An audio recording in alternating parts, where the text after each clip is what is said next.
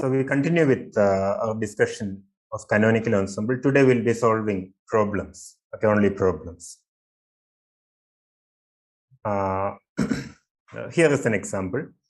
A system of gaseous n non-interacting particles, so non-interacting always makes things easier, is in thermal equilibrium at temperature T. It's in thermal equilibrium at temperature capital T. All right, so that's a typical canonical ensemble. Each particle can be in any of the possible non-degenerate states of energy 0, 2 epsilon, and 4 epsilon. Right? These are non-degenerate energies. So if you sum over energy states, or if you sum over energies, you get sum over states. It's fine. All right? There are 3 possible energies. That means there are only 3 possible states for the system. There's no degeneracy. The average energy per particle of the gas when beta epsilon is much less than 1. Okay? So you're supposed to calculate the average energy per particle of the gas when beta epsilon is much less than 1. All right? Okay, so this is simple here. It's discrete. It's discrete. All right, energy states, energy values, possible energy values, states, states corresponding to E1 equal to 0, E2 equal to 2 epsilon, E3 equal to 4 epsilon. All right, what you need to find is the average energy. Right, so the average energy can simply be written as you take energy E1, okay, multiply it with the probability. Multiply it with the probability for getting energy E1, okay, in canonical ensemble. That's the Boltzmann distribution there. Plus E2 multiplied by e raised to minus beta E2 plus E3 multiplied by e raised to minus beta E3. All right, and then so you take each value of energy, multiply it with the corresponding probability. Okay, but this is not the probability, this is proportional to probability. Of course, there's a proportionality constant, which is known as the, of course, there's a proportionality constant, which is known as the partition function. All right, so this partition function is simply the sum of all this, okay, e raised to minus beta E2 plus e raised to minus beta E3. ഇത്തരം problems എളുപ്പമാണ്. ആദ്യത്തെ step എഴുതേണ്ട എങ്ങനെയാണെന്ന് അറിയണമെങ്കിൽ solve ചെയ്യാം. So such problems can be asked. Such problems have been asked. Now you simply substitute all these values. E1 is 0, all right, and the corresponding probability e raised to minus beta 0, and the E2 is 2 epsilon. Correspondingly, you have got e raised to minus 2 epsilon beta. Okay, it's given here. And E3 is 4 epsilon, and correspondingly, you have got e raised to minus 4 epsilon beta. And here you have got the partition function, or the sum over states, or the normalization constant. All right. Okay, now what do we do? Now there's a condition given here. Beta epsilon is much less than 1. Much less than 1. All right. So this term is 0 anyway. In this, we will expand 2 epsilon multiplied by e raised to minus 2 epsilon beta 1 minus 2 epsilon beta 1 minus 2 epsilon beta plus 4 epsilon 1 minus 4 epsilon beta. All right. So either approximation vare edukanam എന്നുള്ളത് നമ്മുടെ choice ആണ്. ഒന്ന് തന്നിരിക്കുന്ന answer നോക്കണം. നമ്മൾ തന്നിരിക്കുന്ന answer അനുസരിച്ച് നമ്മളത് തീരുമാനിക്കാം. ഓക്കെ, ചിലപ്പോൾ ഫസ്റ്റ് ടേം വരെ എടുക്കണം, ചിലപ്പോൾ ഫസ്റ്റ് ടേം എടുക്കേണ്ട ആവശ്യമില്ല. Alright, so here you have got a 1, okay, plus again 1 minus 2 epsilon beta. There are higher terms, plus 1 minus 4 epsilon beta. All right, now it's given that this beta epsilon is much less than 1. Okay, much less than 1. And so we can neglect these terms. We can neglect these terms, and what we get is here you have got 2 epsilon plus 4 epsilon divided by, again you neglect these terms, all right, divided by 1 plus 1 plus 1, that's 3. So it's 6 epsilon divided by 3, that's equal to 2 epsilon. All right, now I would like you to take up to the first order term and see what comes. All right, but that's not needed. When we say that beta epsilon is much less than 1, we can always take the first non-trivial term. Right? ഈ 1 cancel ആയി പോകുന്ന situations ഉണ്ടെങ്കിൽ, ഉദാഹരണത്തിന് ഇവിടെ വേറെ ഏതെങ്കിലും ഒരു problem ചെയ്യുമ്പോൾ ഇവിടെ മൈനസ് ആണ്, അപ്പോൾ ഈ 1 ക്യാൻസൽ ആയി പോകുന്ന സിറ്റുവേഷൻ ഉണ്ടെങ്കിൽ മാത്രം നമ്മൾ സെക്കൻഡ് ടേം എടുത്താൽ മതി നോർമലി. ഇനി up to first order in epsilon അങ്ങനെ എന്തെങ്കിലും ചോദിക്കുകയാണെങ്കിൽ നമ്മൾ ഫസ്റ്റ് ഓർഡർ ടേം എടുക്കണം. What's average energy up to first order in epsilon എന്നൊക്കെ ചോദിക്കുകയാണെങ്കിൽ നമ്മൾ extra terms would edukanam. Okay, at this point this is enough. All right, and we have got an answer like that here, 2 epsilon. That's the solution. Right? Now I can ask you to find the solution up to first order in beta epsilon. Okay, up to first order in beta epsilon. Try up to first order, okay, in beta epsilon. Now let's just give it a try. Okay, so that's our answer. That's a simple problem. All right. Now here is another standard problem. This is a nice problem in many ways because it teaches us many things. All right. Okay. So this is the problem of an ultra-relativistic gas. Ultra-relativistic gas. Ultra-relativistic gas no okay. So now after Boltzmann, we know that these gases are made up of molecules. All right. After Boltzmann and Einstein, actually, we know that these gases are made up of molecules. And when we say it's an ultra-relativistic gas, it means that the molecules or the atoms of the gas are moving quite fast, right? Nearing the speed of light. Okay. Ultra-relativistic gas molecules high speed move ചെയ്തുകൊണ്ടിരിക്കുകയാണ്. ഈ high സ്പീഡിൽ move ചെയ്തുകൊണ്ടിരിക്കുക എന്ന് പറഞ്ഞാൽ അതിന്റെ അർത്ഥം നമുക്കറിയാം റിലേറ്റിവിറ്റിയിൽ എനർജിക്ക് രണ്ട് കോൺട്രിബ്യൂഷൻസ് ഉണ്ട് പൊതുവെ. ഒന്ന് റെസ്റ്റ് എനർജി എന്ന് പറഞ്ഞൊരു കോൺട്രിബ്യൂഷൻ ഉണ്ട്, പിന്നെ മൊമെന്റം. അപ്പൊ നമുക്ക് ഈ രീതിയിൽ എഴുതാം. E square is equal to P square C square plus M square C raised to 4. Okay. അപ്പൊ ഇവിടെ P square എന്ന് പറയുന്നത് ഇതാണ്. ആക്ച്വലി കുറച്ചുകൂടെ കെയർഫുൾ ആണ്. It's actually modulus of P square. Okay. Plus M square C raised to 4. Okay. In ultra-relativistic gas, it's moving so fast that this term outweighs this term. Okay. This is greater than this, the first term. Okay. നമുക്കറിയാം speed കൂടുകയാണെങ്കിൽ momentum also increases. Okay. Momentum is simply gamma mv. Okay. You know this. Gamma is the usual Lorentz factor. അപ്പോൾ ഈ term കൂടുതൽ വലുതാവുകയാണ്. ഈ term കൂടുതൽ വലുതാകുമ്പോൾ you can simply neglect the second term and then you will have E square is equal to modulus of P for the nth particle, okay, for some particle index nu, modulus of P nu vector C. Okay. And if this is for the nth particle or the nth particle or the ith particle, so you sum over all the particles to get the Hamiltonian. Idana ultra-relativistic gas in the Hamiltonian novel. Okay, ultra-relativistic gas in the Hamiltonian. But ultra-relativistic system in the parayani or Hamiltonian can be written as modulus of P vector C. All right. Now let's calculate the partition function, okay, with Gibbs factor. Okay, with Gibbs factor. Gibbs factor, we are assuming that the particles are indistinguishable. Particles are the gas molecules are indistinguishable. The particle it doesn't count as a new state of the system. Okay, 1 by n factorial, and then this is the usual phase space factor that we have seen because this integral is over all phase space. All right. So in order to make it convert it to a number, sum over states, you will need this factor also. Okay, we have gone through this multiple times. Okay, so it's d3nq, d3np, e raised to minus beta h.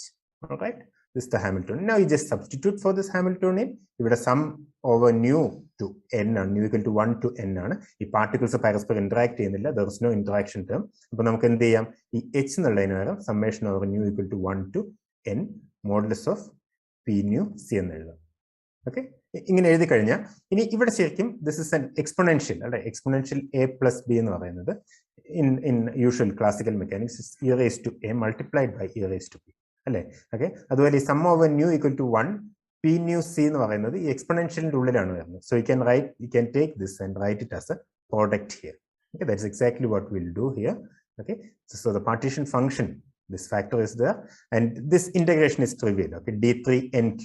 കാരണം ഈ ടേമിൽ എവിടെയും ഈ Hamiltonian എന്ന് പറയുന്നത്, although we said it can depend on q nu, there is no dependence on q nu. It depends only on p nu. Okay, nu എന്ന് പറയുന്നത് ഇവിടെ സമ്മേഷന് വേണ്ടി ഉപയോഗിക്കുന്ന ഡമ്മി ഇൻഡെക്സ് മാത്രമാണ്. You could as well use I. Okay. Okay. So this integration d3nq will simply give you a factor v raised to n. V raised to n. So we carry out that integration and v raised to n comes here. And as I said, the summation inside the argument of the exponential function, we bring it out as a product, and then our integration boils down to this. In നമ്മൾ classical ideal ഗ്യാസിന്റെ കേസിൽ ഇതേ രീതിയിലുള്ള integration ആണ് കണ്ടത്. Okay, പക്ഷെ ആ ഇന്റഗ്രേഷനിൽ നമുക്ക് ഉണ്ടായിരുന്നത് e raised to px square plus py square plus pz square divided by kt or beta with a minus sign here. ഇങ്ങനെയായിരുന്നു. അപ്പൊ ഇങ്ങനെ ആയിരുന്നതുകൊണ്ട് we were able to actually separate this. നമുക്ക് e raised to minus px square beta dpx എന്നുള്ളത് അതുപോലെ 3 separate integral ആയിട്ട് നമുക്ക് separate ചെയ്യാൻ കഴിഞ്ഞു. പക്ഷേ ഈ മോഡുലസ് ഓഫ് p nu എന്ന് പറയുന്നത് actually square root of px square plus py square plus pz square ആണ്. Okay, for the new particle. So it cannot be separated further. It cannot be separated further. Okay, അപ്പോൾ അതുകൊണ്ട് ഇവിടെ നമ്മൾ കുറച്ച് careful ആയിരിക്കണം. ഇത് സെപ്പറേറ്റ് ചെയ്യാൻ പറ്റില്ലെങ്കിലും ഇത് എളുപ്പത്തിൽ ചെയ്യാൻ ഒരു വഴിയുണ്ട്. കാരണം px square plus py square plus pz square ഇങ്ങനെ ഒരു ടേം വരുമ്പോൾ we know that we can go to spherical polar coordinates, right? Because നമുക്കറിയാം r square is equal to x square plus y square plus z square. Okay, അപ്പോൾ ഈ രീതിയിലൊരു term വരികയാണെങ്കിൽ we can immediately അല്ലെങ്കിൽ r is equal to square root of x square plus y square plus z square.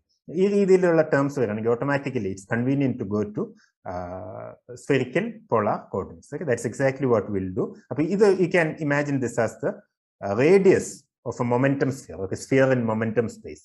Momentum സ്പേസിലുള്ള ഒരു സ്ഫിയറിന്റെ radius ആയിട്ട് ഇതിനെ അസ്യൂം ചെയ്യാം. We can simply write it as P.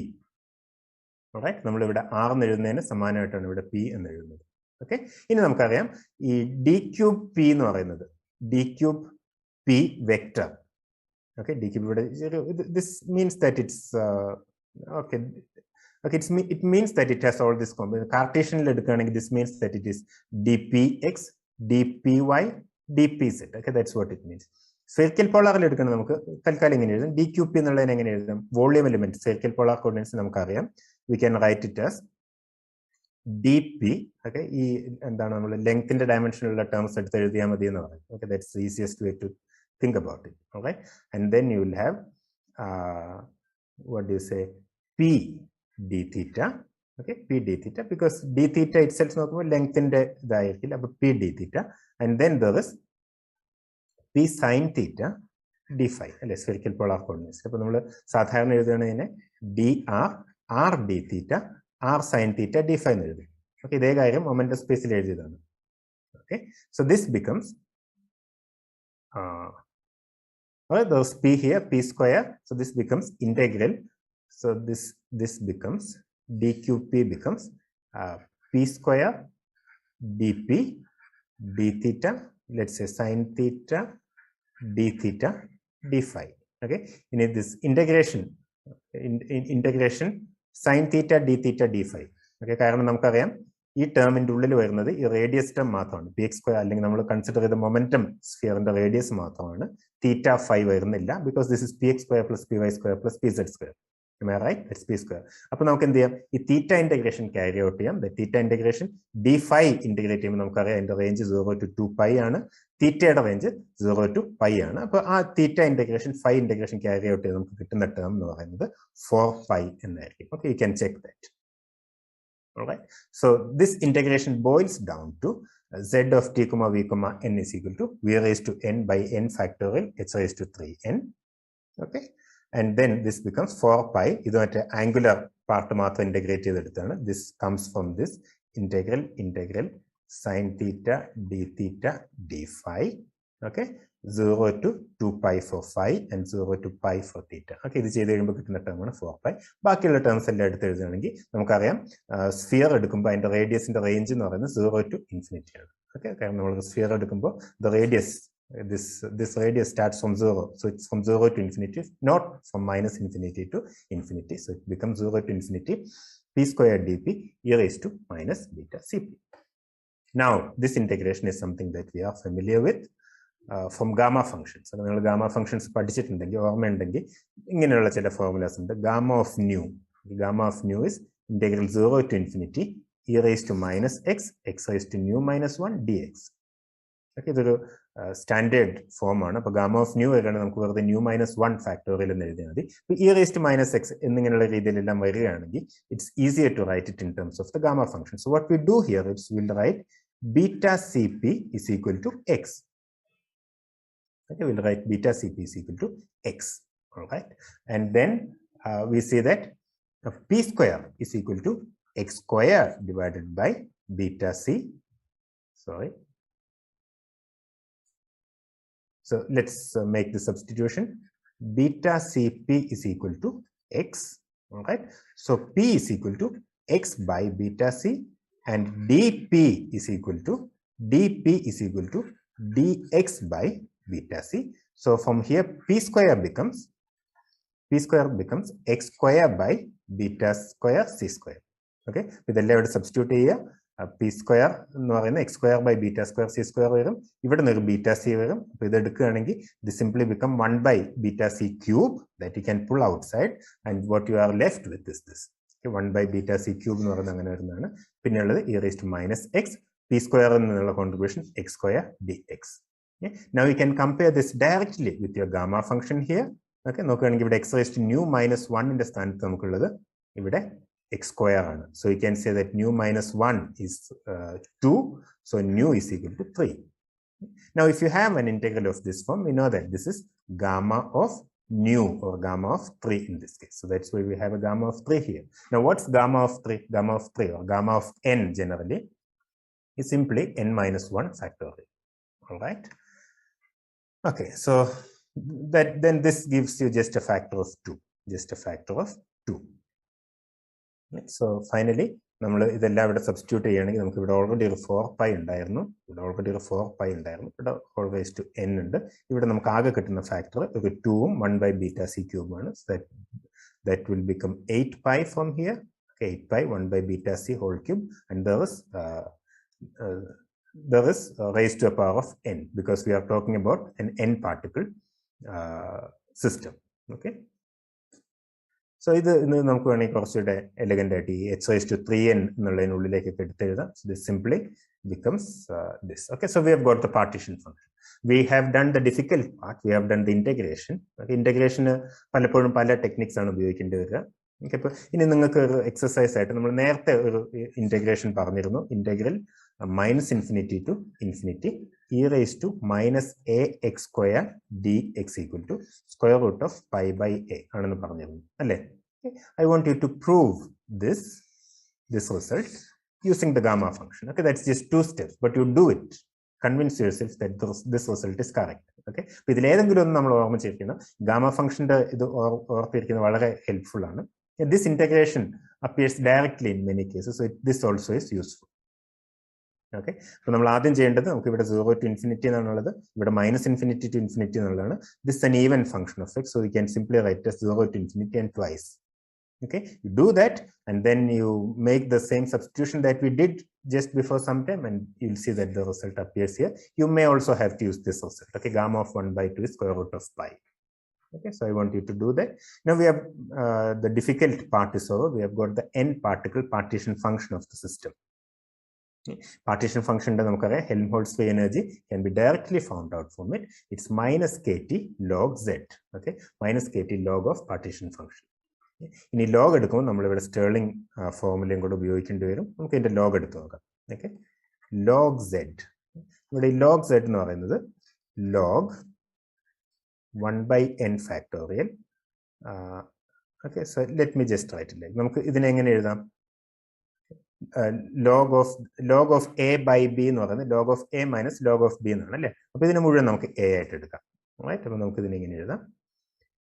Log 8 pi v kt by hc cube, right, whole raised to n minus log n factorial.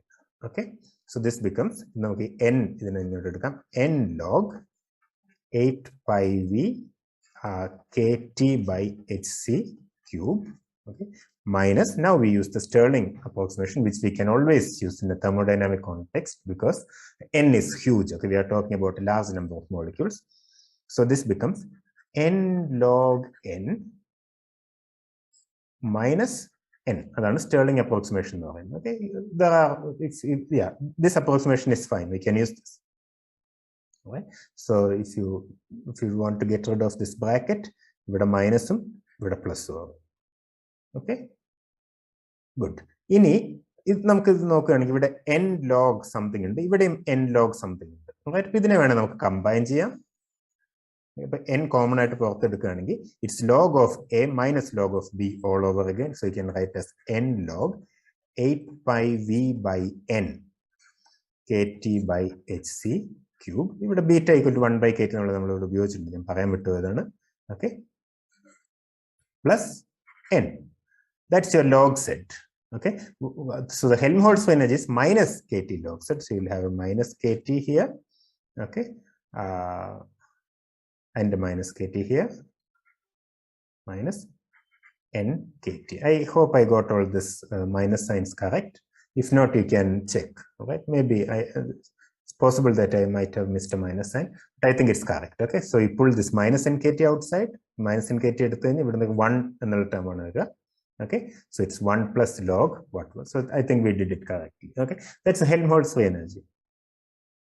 Okay, so once you have the Helmholtz free energy, you can derive all thermodynamics directly using partial derivatives. You can find the pressure, the entropy, everything. So pressure is minus dou F by dou V. You know this formula is minus dou F by dou V. This is something that you have to remember. അല്ലെങ്കിൽ നമ്മൾ first law of thermodynamics direct ആയിട്ട് നമുക്ക് derive ചെയ്തെടുക്കാം. Okay, minus do f by do V.